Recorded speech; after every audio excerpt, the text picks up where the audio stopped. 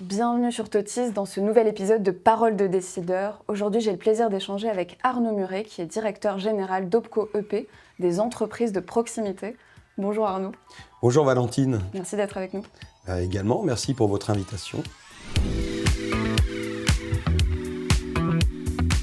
Dans un premier temps, est-ce que vous pourriez redéfinir ce qu'est un Opco ? Eh bien Valentine, un OPCO, c'est un acronyme d'abord. Et ça veut dire opérateur de compétences. Et ici, vous êtes dans l'opérateur de compétences des entreprises de proximité. Mais notre fonction, en fait, est de financer l'alternance, en particulier l'apprentissage, et de financer la formation professionnelle continue des salariés dans les entreprises que nous couvrons. Alors, qui sont ces entreprises ? Parce que finalement, quand on dit entreprise de proximité, on ne sait pas trop ce que ça veut dire. Donc nous, ce qu'on appelle les entreprises de proximité, déjà, c'est un écosystème qui regroupe plus de 430 000 entreprises, près de 3 millions de personnes en activité. Et ces entreprises sont réparties à travers ce qu'on appelle des branches professionnelles, il y en a 54. Et quand on veut illustrer un peu qui sont ces entreprises de proximité, je vais vous dire de façon un peu triviale, c'est les entreprises qui flattent votre estomac. Eh bien, c'est les bouchers, les charcutiers, les boulangers, les pâtissiers. C'est les entreprises qui vous rendent belle, l'esthétique, la coiffure. Et puis, c'est toutes les entreprises aussi qui vous habillent, qui vous chaussent. C'est les entreprises qui vous accompagnent de la vie à la mort, donc on a les assistantes maternelles jusqu'aux funéraires. En fait, c'est toutes ces entreprises de votre quotidien, comme la pharmacie d'officine, comme les avocats, les notaires, donc toutes les professions libérales sauf les experts comptables. Et puis, finalement, c'est toutes ces entreprises très discrètes qui vous accompagnent dans votre quotidien. Merci beaucoup pour cette réponse. Quel est le rôle d'Opco EP dans le soutien à la formation et au développement des compétences des entreprises de proximité ? Eh bien, notre rôle, il est sur deux axes. Premier axe historique, qui est le développement des compétences des salariés. C'est-à-dire que vous êtes dans une des entreprises, là, parmi les 430 000, exactement, il y en a 434 000 à ce jour. Une de ces entreprises, vous êtes salarié, vous discutez avec votre responsable et vous dites « j'aurais besoin de faire une formation pour développer mes compétences ». À ce moment-là, l'entreprise se rapproche de nous, dit « je souhaiterais envoyer mon collaborateur faire telle formation ». On vérifie que c'est une des formations dites prioritaires pour la branche. Et à ce moment-là, on lui dit « bien sûr » et on va prendre en charge le financement de cette formation pour que le salarié puisse aller en formation. On va prendre également en charge donc, la formation elle-même, mais aussi ce qu'on appelle les frais annexes, l'hôtellerie, la restauration, pour que toutes les conditions soient réunies pour qu'ils partent en formation. Donc ça, pour nous, c'est un métier très important. Il y a plus de 500 000 personnes chaque année qui partent en formation par ce biais-là, et c'est le développement des compétences dans l'entreprise. Parce qu'à la fin, les compétences, ça s'incarne dans les individus. C'est pas désincarné, c'est les personnes. Donc ça, c'est notre premier métier. Notre deuxième grand métier, c'est le financement de l'alternance. Et quand on pense à l'alternance, on pense à l'apprentissage. Le petit détail, c'est que souvent on se dit, mais les apprentis sont des étudiants. Non, ce ne sont pas des étudiants comme les autres. Ce sont d'abord des salariés. Parce que pour faire un apprentissage, c'est la rencontre entre des responsables d'une entreprise, un chef d'entreprise, et un jeune qui a envie d'apprendre un métier. Et à ce moment-là, on fait un contrat de travail. Donc en réalité, l'apprenti a un contrat de travail. C'est un salarié. Et à ce moment-là, naturellement, comme on est dans le développement des compétences, eh bien, c'est l'Opco EP qui va intervenir dans l'accompagnement. Et concrètement, eh bien, une fois que l'apprenti, cette jeune personne a rencontré l'entreprise, que les deux sont tombés d'accord, ils font un contrat, ils nous informent. L'apprenti nous dit « je vais faire mon apprentissage dans tel centre de formation à tel endroit », eh bien, on se rapproche du centre de formation et nous finançons l'intégralité de la formation, ce qui fait que la formation est gratuite pour l'apprenti. Et en revanche, le chef d'entreprise, lui, en fonction du niveau de qualification pour l'apprentissage, c'est lui qui va payer les indemnités de l'apprenti. Alors aujourd'hui, l'État, pour accompagner l'entreprise dans le financement, ce financement particulier, il y a ce qu'on appelle des aides aux entreprises, mais ça, ce n'est pas l'OPCO qui les donne, c'est un autre dispositif, et l'entreprise peut recevoir une aide de plusieurs milliers d'euros pour payer les émoluments de l'apprenti. Nous, on finance le centre de formation d'apprentissage. Et le premier équipement, parce que par exemple, quand vous êtes dans la coiffure, eh bien, pour démarrer votre métier, eh bien, vous avez besoin de ciseaux, de matériel. Et là, il y a une dotation particulière pour payer ce premier équipement. D'accord, DOPCO-EP. DOPCO-EP, en fait, c'est l'État. Nous, on est un opérateur. Et nous sommes un opérateur particulier, nous. Nous ne sommes pas l'État, nous ne sommes pas la fonction publique. Nous sommes dirigés par ce qu'on appelle les représentants des employeurs et les représentants des salariés. Ils sont au plus près des métiers, c'est-à-dire que c'est vraiment ce qu'on appelle un organisme paritaire, c'est particulier, mais c'est eux qui dirigent, et donc c'est leur expression, et nous travaillons pour eux. Et c'est l'État qui nous donne les moyens, et c'est les paritaires, donc les employeurs et les salariés, qui répartissent ces moyens. D'accord, très clair. Comment OPCO-EP parvient-il à répondre aux besoins spécifiques des différentes branches professionnelles? Il y en a 54. Eh bien, là-dessus encore, si vous voulez, pour répondre à un besoin, il faut que celui-ci s'exprime. Donc, nous avons au-dessus de nous, ce que je vous disais, 54 branches professionnelles. Dans ces branches professionnelles, vous avez des représentants employeurs et salariés. Donc, ce sont les formations syndicales que vous pouvez tous connaître. Et ces organisations syndicales de salariés, ces organisations patronales, au cours d'une discussion, disent, avec on va dire, un travail de projection dans l'avenir, les besoins dans nos métiers, ça va plutôt être tel type de formation, tel type de compétences. Ils se mettent d'accord et ils établissent réellement une liste des compétences que eux estiment nécessaires pour la poursuite des activités des entreprises dans leur secteur d'activité. Et ça, dans un dialogue, tout se fait dans le dialogue. Alors, le dialogue, des fois, il peut être très vivant. Il ne faut pas croire que c'est un monde... Mais c'est un dialogue où, à la fin, ils finissent par établir une liste et après, ils nous donnent cette liste-là. Et ce que fait l'OPCO-EP, et là, il y a un autre groupe de personnes qui sont aussi des émanations de la branche, où ils vont dialoguer pour savoir à quel prix on va prendre en charge pour financer telle formation, à quel prix on va la payer. Et là, on appelle ça des sections paritaires professionnelles. Ça se gère au sein de l'opérateur de compétences. Et les partenaires sociaux vont se mettre d'accord pour dire, voilà, telle formation, on va la prendre à tel prix. Donc, c'est eux qui pilotent. Et nous, en fait, nous sommes un moyen pour redistribuer cet argent, prendre en compte. Si vous voulez, pour faire simple, on est comme vous voyez, les mutuelles santé. Dans une mutuelle santé, eh bien, vous avez, quand vous êtes malade, eh bien, il y a un barème pour aller chez le médecin. Vous envoyez à votre mutuelle le prix de la consultation. Alors, et la mutuelle va mettre la partie complémentaire. Pour vous, c'est transparent. Ben, nous, on est comme une mutuelle avec un tiers payant. On prend en charge les dépenses. C'est exactement le même mécanisme. D'accord, très clair. Quels sont les avantages de travailler dans des entreprises de proximité pour les jeunes apprentis ou les jeunes actifs? Alors, je vais vous dire, les avantages, ils sont très nombreux. Et puis, ça dépend aussi des appétences des uns et des autres. D'abord, ce sont des secteurs très dynamiques. Alors, je sais que mon discours peut surprendre, mais il y a d'autres secteurs comme l'industrie, on sait les mutations qu'elle traverse. Mais nous, on est sur des métiers qui sont consubstantiels à la vie. Les cheveux, ils continuent de pousser tous les jours. Vous mangez tous les jours. Vous tombez malade, malheureusement pas tous les jours, mais vous avez besoin d'aller chez le pharmacien. Donc déjà, ces métiers, aujourd'hui, eh bien, répondent à des besoins qui sont consubstantiels à la vie. Donc, tant qu'il y aura des gens, il y aura besoin de ces métiers.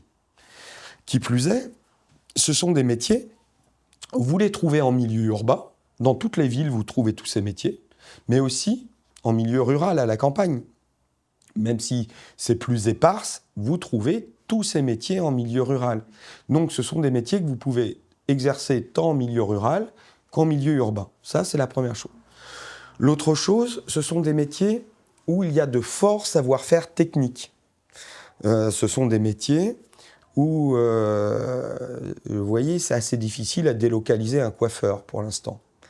C'est assez difficile de délocaliser le boulanger. C'est difficile de, même si la pharmacie d'officine, le conseil est extrêmement important. Vous êtes sur des métiers, quand vous êtes sur l'aide à la personne, quand vous êtes sur les métiers d'assistante maternelle, c'est des métiers qui sont ancrés dans notre territoire. Donc, c'est des métiers de service avec des savoir-faire qui sont bien en France, qu'elles soient hexagonales ou dans les DROM. Donc vous pouvez partout, quand moi je parle de la France, c'est y compris dans les Antilles, la Réunion, en Guyane, c'est toute la France. Donc vous avez la possibilité de l'exercer. Et puis il y a une dernière particularité, c'est que la plupart de ces métiers sont pour la plupart, vous allez démarrer comme apprenti, vous allez devenir salarié dans une entreprise, mais probablement avec le temps, c'est vous qui deviendrez le chef d'entreprise. En fait, dans la plupart de ces métiers, vous démarrez ces métiers par l'apprentissage. Et vous finissez, et après, en fonction de la vie, de vos appétences, eh bien, peut-être que vous serez le chef d'entreprise. Alors justement, quelles sont les opportunités de carrière dans les entreprises de proximité pour un jeune apprenti jusqu'à la création d'entreprise? Alors, elles sont tellement nombreuses que je ne peux pas vous répondre. Vous voyez bien que chez les notaires, chez un boulanger, dans les métiers d'aide à la personne, c'est tellement différent. Mais ces opportunités, elles existent. Et en fonction de son niveau d'appétence pour les études, quand vous êtes post-bac, vous avez toute la graduation. Si je prends un notaire, vous pouvez être clerc de notaire, vous pouvez être notaire, vous pouvez demain avoir votre étude. Et il y a tout de la même façon. Dans une pharmacie d'officine, vous avez les préparateurs, vous avez toute la palette de compétences. Donc, ce sont des métiers où il faut se renseigner et ça dépend vraiment de vous-même, de ce que vous avez envie de faire. Mais nous, on a coutume de dire que sur notre secteur d'activité, il y a un besoin de 350 000 personnes.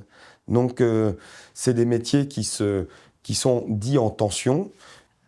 Et ces entreprises de proximité, quel type de profil elles recherchent? Les profils recherchés, ça renvoie à mon intervention un peu précédente. Je dirais que c'est des gens... Je ne voudrais pas parler pleinement à la place des professionnels du secteur. C'est délicat puisque chaque secteur, en fonction de son orientation, il va peut-être choisir des gens, et puis ça dépend aussi de la rencontre avec le chef d'entreprise. Certains vont aimer des gens très entreprenants, parce qu'ils vont être en arrière-fond dans des logiques de transmission. D'autres, c'est parce qu'ils ont des croissances de métiers. Et donc, il y a des espaces. Vous êtes sur des métiers qui acceptent la mobilité professionnelle aussi, contrairement à ce que l'on croit. Vous savez, quand on pense à l'apprentissage, il y a un sous-jacent qu'on oublie, c'est les concepts un petit peu de compagnonnage.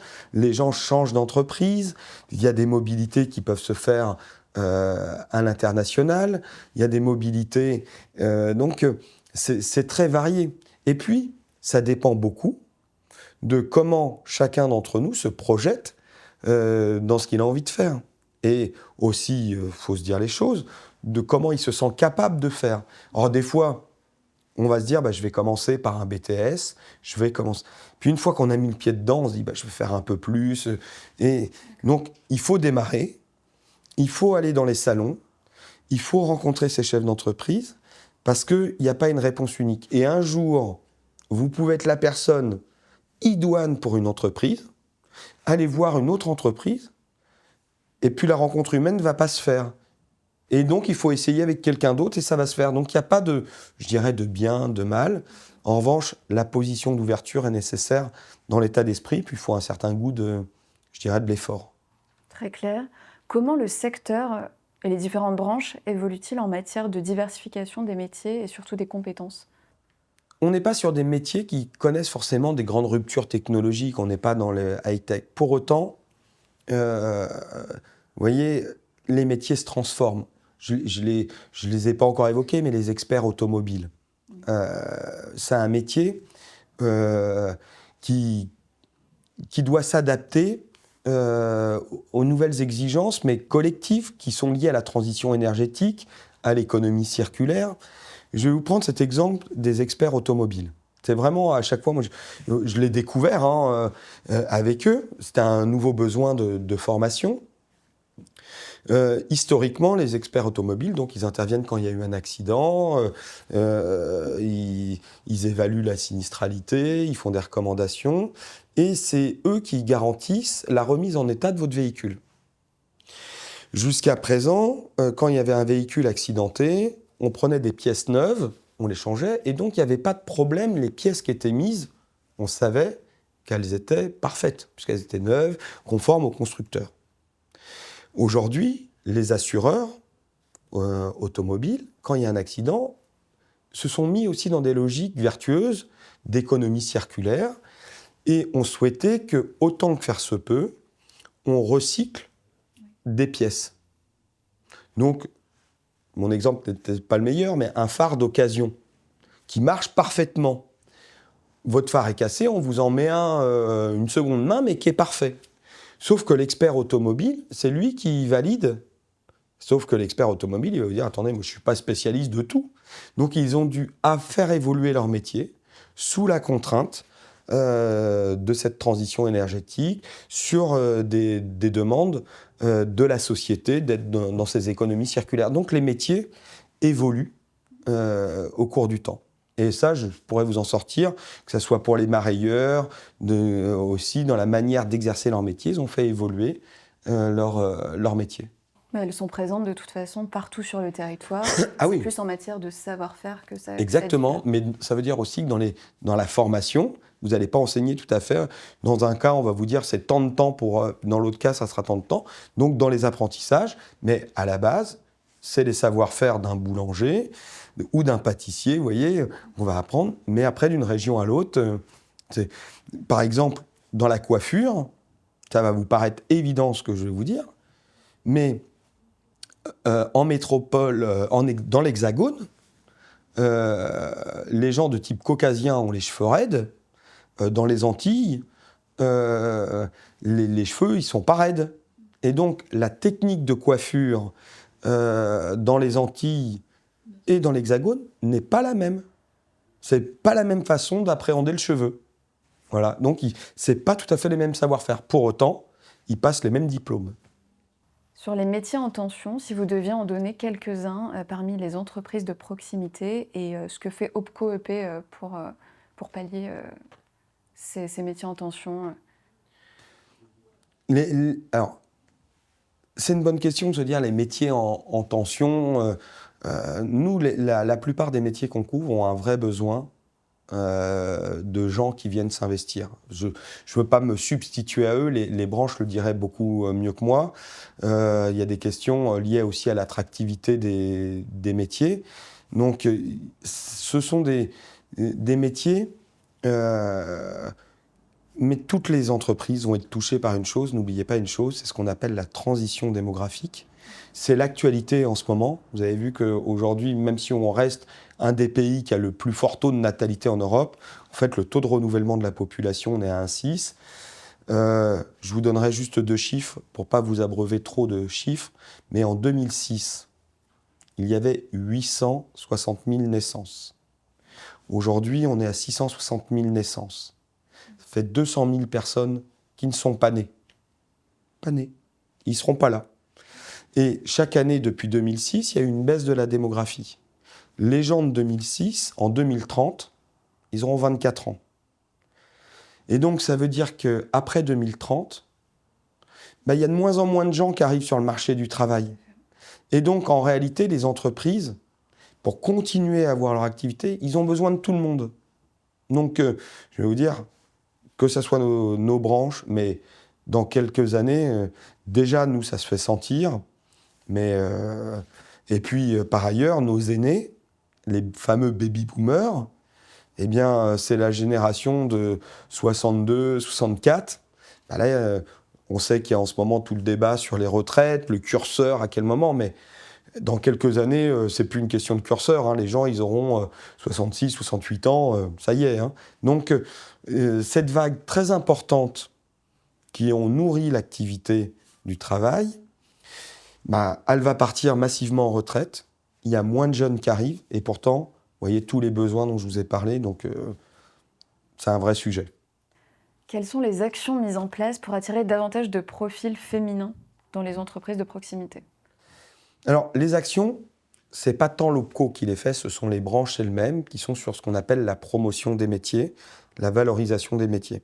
Aujourd'hui, il y a une vraie volonté dans tous les métiers de ne pas genrer les métiers et de faire en sorte que, alors, de fait, ce sont les femmes qui étaient dans un certain nombre de métiers sous-représentées, mais paradoxalement, dans certains métiers, surreprésentées.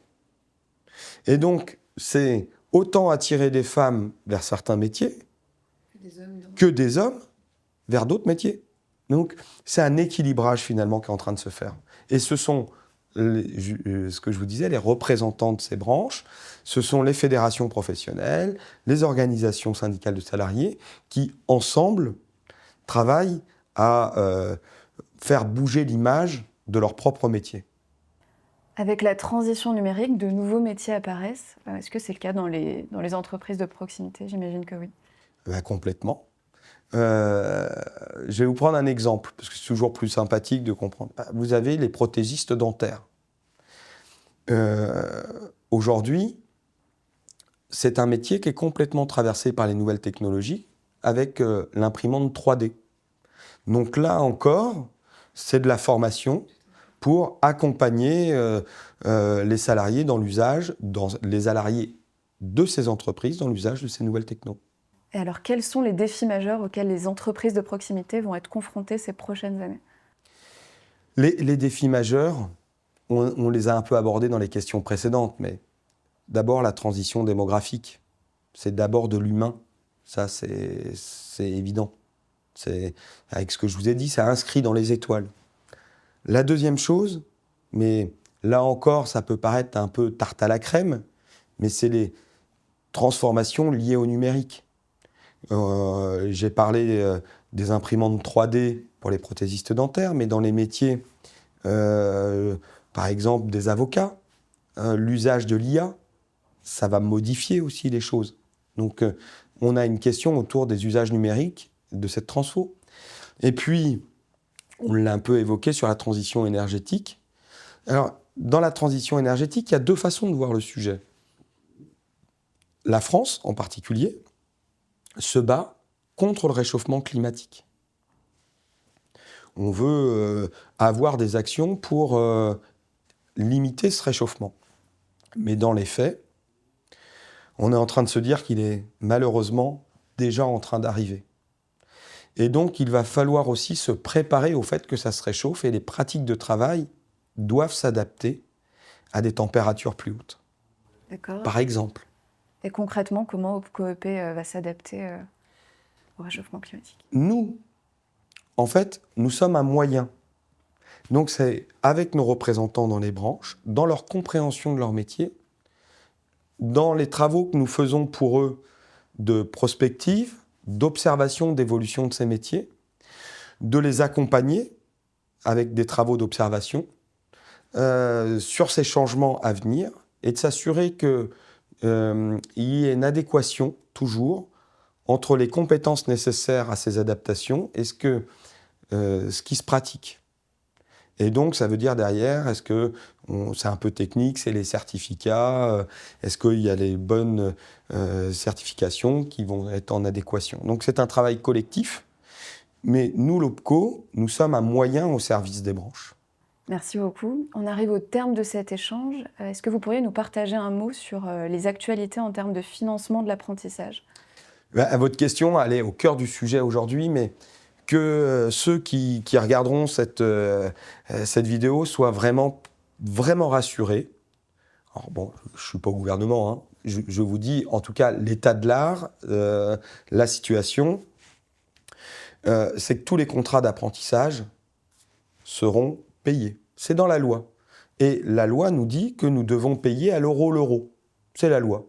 Donc, à moins qu'ils fassent une loi qui modifie ça, ce qui est toujours possible, mais je pense qu'avec tous les chantiers qu'ils ont ouverts, ils ne vont pas les toucher à cette loi, et puis personne ne la conteste. Donc, sur le financement de la formation des apprentis, il n'y a pas d'inquiétude à avoir, il y a les moyens.